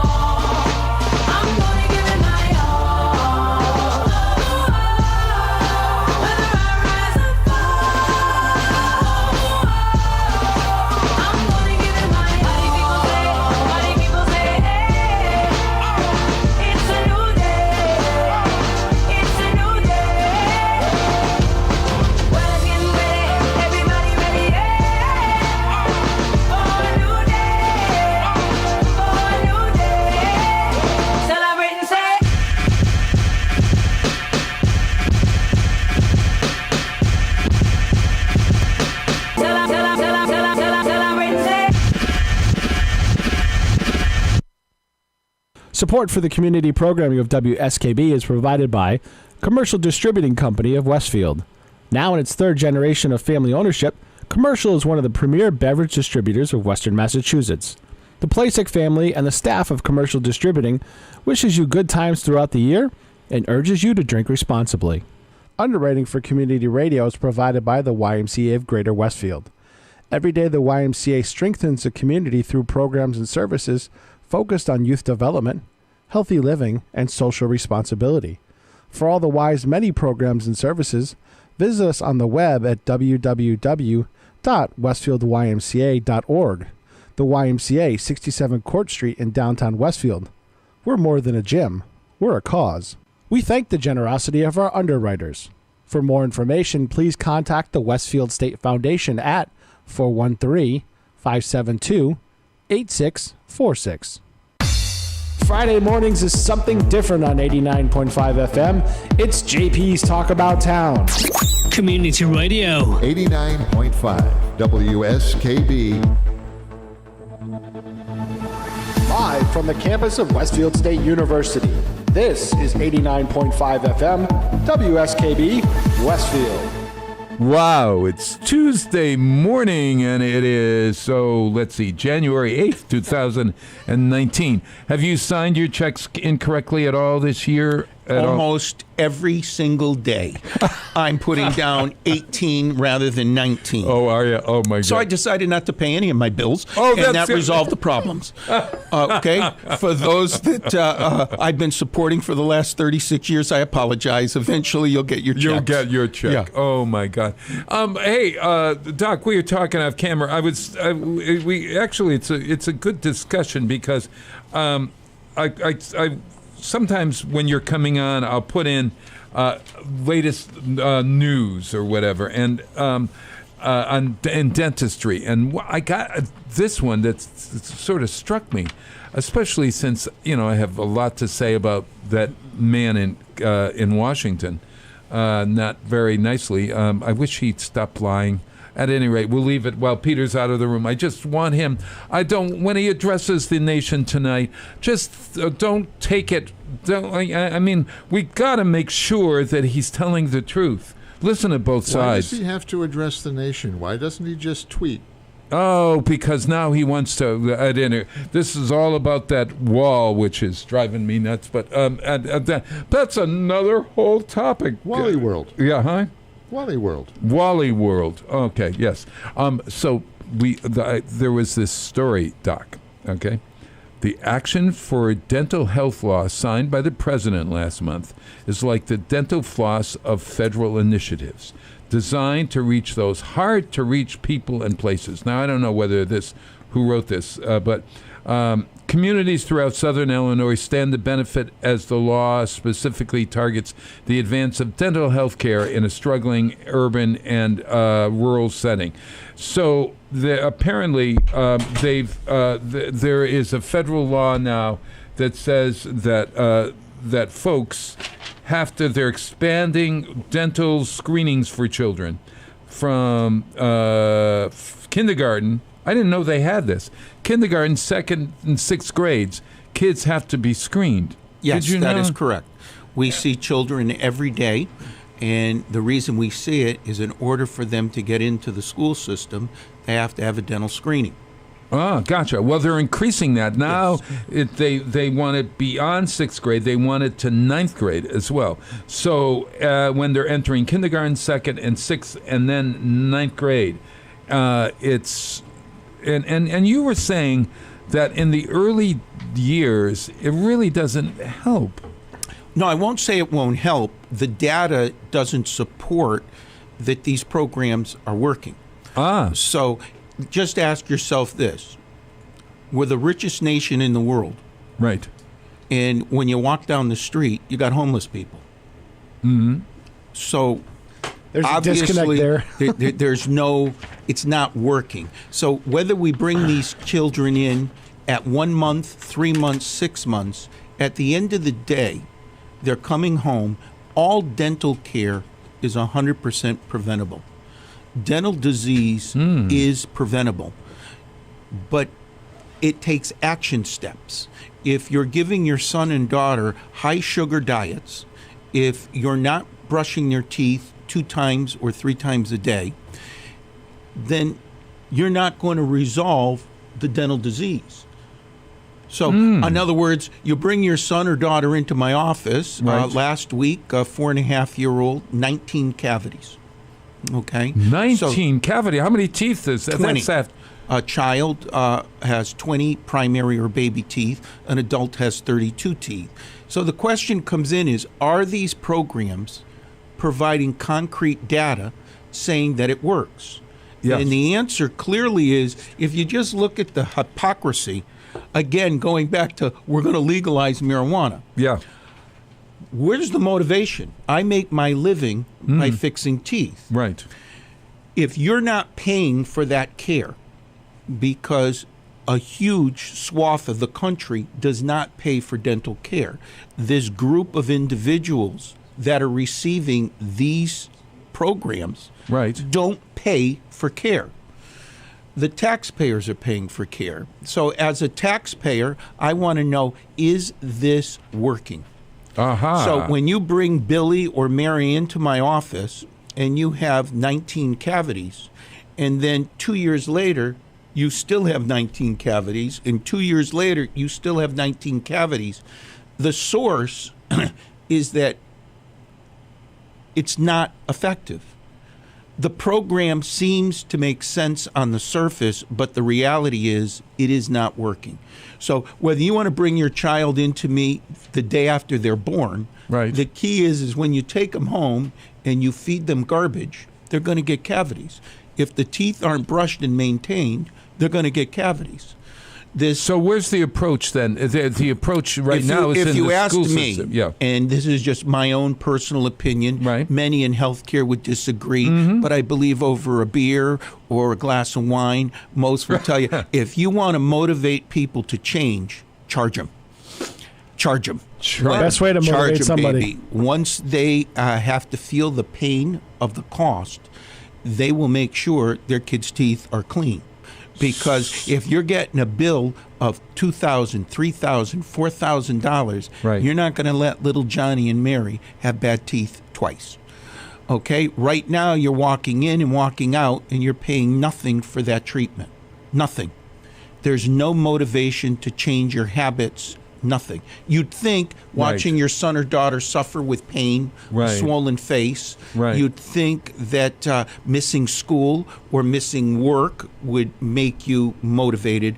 But the reality is it's not working. In America, in a capitalist country, in my opinion, you use capitalism. And once you're stung with a bill, you won't do that same thing twice. Ask yourself this: how many people have been diagnosed with cancer actually continue to smoke? That is a huge motivator. My uncle did. They tend to, but the majority lung cancer will smoked till the day he was dead. The majority will stop. Okay. And once you've had a big bill, and big is general, but you're just going to change your thought process. Just to throw this out there, though, Kev. When somebody then is confronted with a bill, they'll choose not to go to the doctor or the dentist. So therefore, the kids are then going to grow up with rotten teeth. And everything that follows that rotten teeth. And we found that self-image, confidence, everything. But the question is it's still going on. With these programs, the Medicaid system isn't getting smaller, it's getting larger. The dental problems aren't getting less, they're getting worse. So the question comes in is, if these programs were successful, wouldn't you see the data show it going the other way? And right now, anyone, I mean, whether you believe, whatever your political, it doesn't matter. What you should look at is what are the results. And the results right now are not showing that these programs are effective. And that's because the control is coming from a mom or a dad saying, you've got to do this. If you feed your son or daughter junk food, they're going to have bad teeth. If you're not brushing and caring for those teeth, no matter how many times you go to the dentist, the end result are bad teeth. someone, particularly with children, has to take the initiative. And whether you see me once a year, twice a year, 3 times or 4 times a year, the vast majority of times you're not in a dental office. So 99.9% of the time you're at home and there's no one maintaining, providing direction and education. So paying to come to me educating you, I'd like to think today, most people really, I think you'd be shocked that someone says, "You mean I'm supposed to brush my teeth?" I mean, yeah, right. I know. No matter what your educational background never mind is, flossing. Right. Most people. I'm sure there's someone out there that would say, "I didn't know I had to brush my teeth," but the vast majority really know. I mean, it's like you're trying to tell me if I smoke, I could get cancer. I mean, who doesn't know that today in the United States? There's probably 1 or 2 people, but the vast majority know it. Yet they choose to continue. So the idea here is the dentistry and we've got to get a cultural wave in our country that, like it happened to me when I had a gingiviectomy. After I had a gingiviectomy, I am now the king of flossing, and I floss, and there's floss everywhere. The motivator was you had so much pain, so much fear, you're not going to do it again. The difference we have to make in this conversation is you're an adult and these are children. Okay, yeah. So an adult is responsible in most cases for themselves unless there's special needs. With children, they don't have that luxury to make an intelligent decision. The government is looking at data and saying they're spending $78 billion to $140 billion on health care. How do we reduce the cost? Well, their common sense thing is we're going to do it through prevention. If we can prevent it. Right. And I'm going, think of how comical this is. We're going to prevent dental disease. We're going to legalize marijuana. Just think of it. Oh yeah, no. I'm going to myself. It's beyond common sense. Yeah, you have to globally think in order to be. Somebody has to be. And what I say personally, call me a libertarian, is if you want to smoke marijuana, I could care less. Yeah, if you don't want to clean your teeth, it's not my problem. No, I just don't believe the taxpayers should subsidize that behavior. Yeah. In other words, it just doesn't make economical sense or moral sense to me. Right. I go, if you don't want to brush your teeth, it's a free country, God bless you, it's fine, call me when you have a problem and I'll take care of it. But why would I continue to pay into a program that is not giving us any results? Yeah. So let's then have, maybe now I'm going to say this in the air for the new year. Everybody tells somebody that everybody has to brush their teeth. Are you flossing? Are you going to the dentist? Are you taking care of your teeth? Are you taking care of your kids' teeth? That has to be a mantra. And I would say also consider and food as well. Consider what are you feeding your kids? Doing in your diet. So a day doesn't go by that a mom or dad will tell me that their son or daughter is having cereal and they're putting soda in the cereal rather than milk. No, you're kidding me. And I'm going to myself, I guess, who am I to judge? I just look at 36 years of data, roughly 100,000 dental visits a year. Right. And I'm going, you have quite a bit of data to look at, and I'm going, this is not working. Yeah. So let's not blame. Let's look for a solution. And the easiest solution is prevention. And you'd think that it would work, but right now it is not. Data does not support it. we solved, in a sense, cigarette smoking in America. We really have got a handle on it, unfortunately, with that marijuana stuff.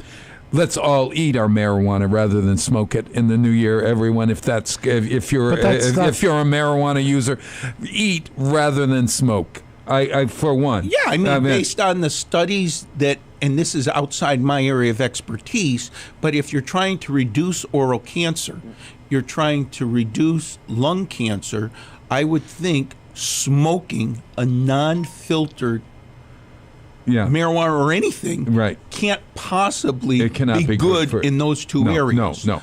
And tangentially, okay, so if cigarette smoking has really vastly decreased in America right now because of the campaign, because of everything. Wouldn't it be wonderful if every, let's say, cereal company or anything that had sugar on it says, "Are you brushing your teeth?" I mean, like, are you taking care of your kids? Are you making sure that your diet? Bob, they're not going to do it voluntarily because it hurts their business. But it has to be the money is spent in getting the word out in a different way rather than the saying. The question always comes in is we are a free country. We're a free society, and people can make up their mind what they want to do. My question is I don't want to be the healthcare police. I'm going, if you want to smoke marijuana, do it. If you want to ingest it, do it. If you want to give your kids soda in the cereal, it's a free country. Right. I just don't believe we should pay for it. If you want to do that, go right ahead. Just don't make me the responsible person. Hear you. And unfortunately, let's just say we have an ever-increasing group on food stamps. Well, you can't mitigate what you buy on food stamps. And I'm going to myself, why can't you? Well, I guess used to be able to. You used to be, but in today's day and age, if you want to use your food stamps to buy 42 candy bars, it's a free country. Yeah.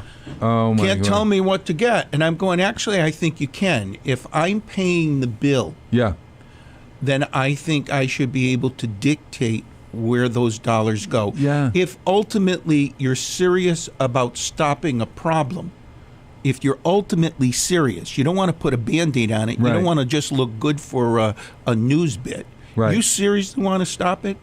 Charge Mr. and Mrs. Smith. It won't happen twice. Guarantee. Exactly. It will not. Now, people will disagree with that, and I go, okay, that's fine. Maybe I'm wrong. But let's look at the data and go, are we doing better or worse? Yeah. We're doing worse. I'm worried about the poor in America, those folks who don't have enough money, and how to get folks to get care, to take care of themselves, and you're going to ultimately come down to more and more education, and I think that education has tremendous advantage for adults. Yeah. You can't educate a little boy or a little girl. They just don't have that ability to make a decision at age 2, 3, 4, 5, 6, and 7. No. That has to come from some support in that family. Grandmother, grandfather, mother, dad. Yeah. And at this point, it doesn't appear that it's working. With all the free care that's going on, and I use the word free, someone is paying for it. Sure. And it's the taxpayers. Yeah. At the end, are we getting the results that we hope for this new generation that's coming up?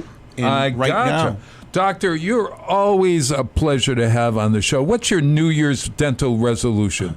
My resolution is to stay calm, stay relaxed, keep my opinions to myself, which clearly you know I can't. Oh, my God. Right. You've broken that. Oh, God. All right. Hey, thanks a lot, you guys, for having me. Hey, I really had a great time. Yeah, if anyone wants information, you can go out and you're on AscentDental.com. AscentDental.com. Ascent Dental Solutions is my consulting business, which I actually just got 2 more consulting contracts. These Holy are young mother, dentists looking for. Look at that. Hell, My last company is Ascent Laser Aesthetics, the non-surgical aspect. I have 8 books that are associated with that, and if there's any interest, they're all free or all online. Gotcha. Hey, thanks for having me. You're and Happy great. New Year to everybody. Same to you, Doc. Hey, we will solve the next world problems next month. Oh my God! Oh yes, please. I'll have a list for you. I'll have a list study. For you. All right, good. Hey, I'm going to play a song that is nominated for the Song of the Year by Brandi Carlile. It came out 2016 or 17. This, when you're please think about this when you're here. Our president tonight on the radio or television, and just also for everyone, you really want to make sure The president has every right to speak. This is my Everybody editorial. does. Yeah. The president has every right to speak, and he has the bully pulpit. Let's give him the bully pulpit, but let's also make sure that that bully pulpit is filled with truth. And if you have questions about it, listen to the alternative views as well, and make sure that we're not being fed lies, and we do not want to be lied to ever. Do you feel like you're under a mushroom? Yeah, I am. So I'm going to play Brandi Carlile's wonderful song that is nominated for a Grammy. It's called "The Joke." President Obama named our next guest's hit song one of his favorites of the year. Here to perform "The Joke," please welcome Brandi Carlile. You feeling nervous, aren't you, boy? With your quiet voice and impeccable style. Don't ever let them steal your joy and your gentle ways to keep them from running wild. They can kick dirt in your face, dress you down and tell you that your place is in the middle when they hate the way you shine. I see you tugging on your shirt, trying to hide inside of it and hide how much it hurts.